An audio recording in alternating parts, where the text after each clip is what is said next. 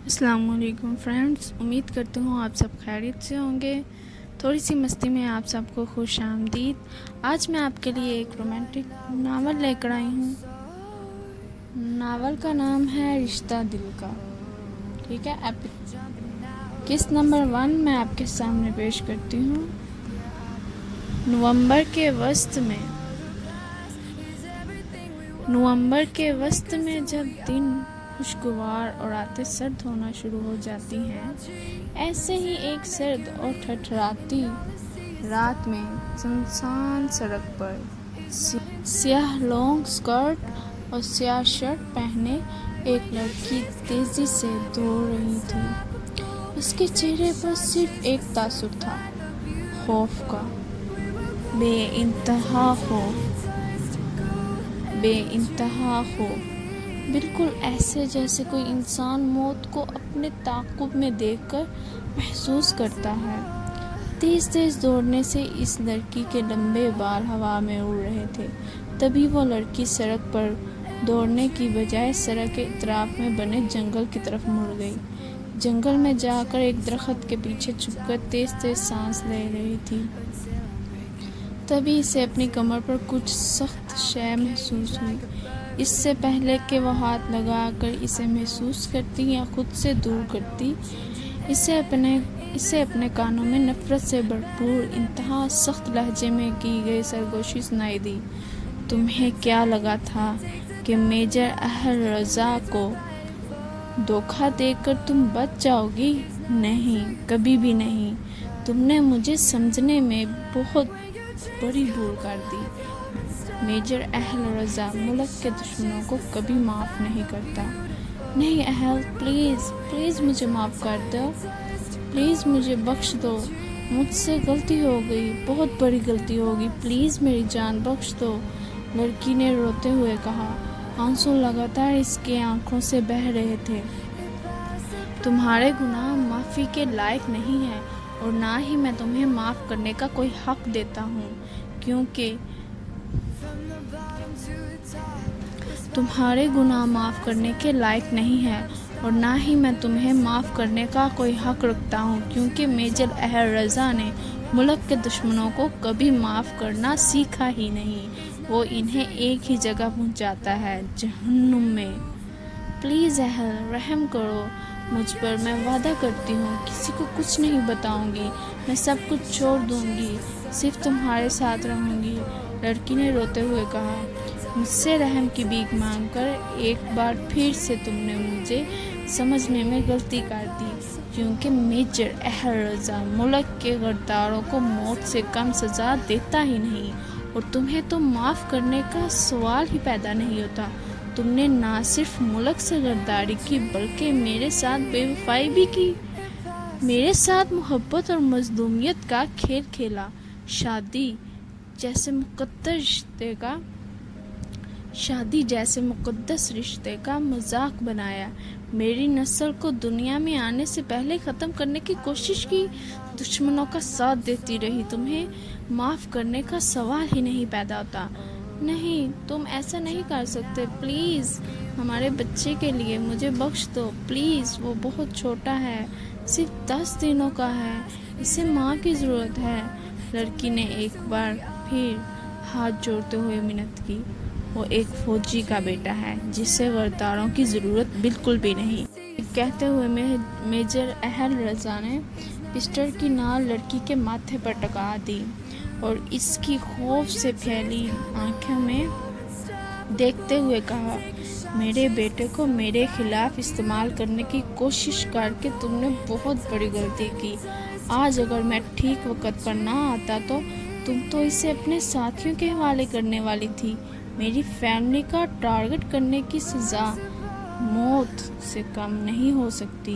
ये कहते ही जंगल में एक के बाद देगर कई फायरिंग हुई और वो लड़की बेजान होकर नीचे गिर गई। मेजर अहल इस मरी हुई लड़की, जो ना सिर्फ इसकी बीवी थी बल्कि 10 दिनों के बेटे की माँ भी थी, पर कोई भी गलत निगाह डाले बगैर सूखे पत्तों को रोंदता हुआ जंगल से बाहर निकल गया और तेज तेज चलते हुए सड़क के एक तरफ खड़ी गाड़ी की तरफ बढ़ गया।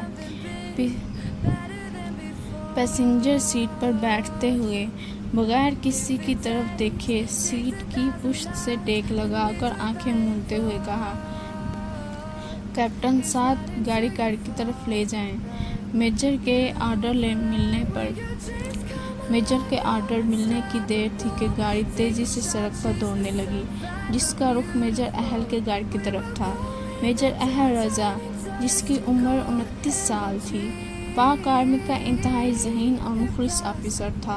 अपनी ज़हानत और वजाहत की वजह से अपने हल्का व अहबाब और दुश्मनों में काफ़ी मकबूल भी था। मेजर अहल एक इंतहाई अहम मिशन पर था जब इसकी ज़िंदगी में हादसाती तौर पर रीना आई, जो कि मुखालफिन की तरफ से एक खूबसूरत साजिश थी।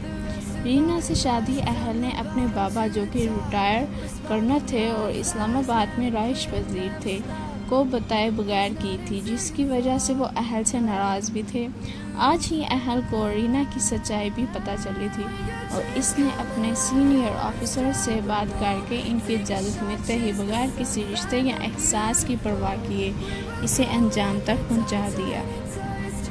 एक छोटे से कमरे के दरमियान में एक नस्वानी वजूद बेचैनी से टहल रहा था, जिसके कान बाहर की तरफ लगे हुए थे। चलने से सुर्ख पोनी में बंदे लंबे स्याह बाल इधर उधर हिल रहे थे। थक कर एक गहरी सांस भरते हुए इस लड़की ने अपने लंबे बालों को अपने बाएं कंधे पर रखा और कमरे में रखी अकलौती चारपाई पर बैठ गई।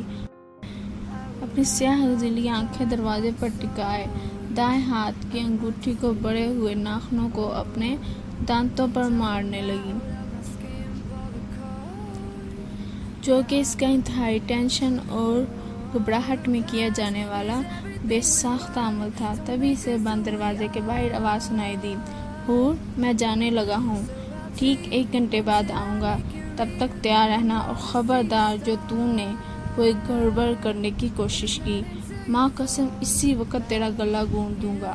आवाज़ सुनते ही लड़की की सांस रुक रुक कर आने लगी और अपने सफ़ेद और खूबसूरत हाथों से आंसू साफ करते हुए निम्न लहजे में कहा, जी चचा।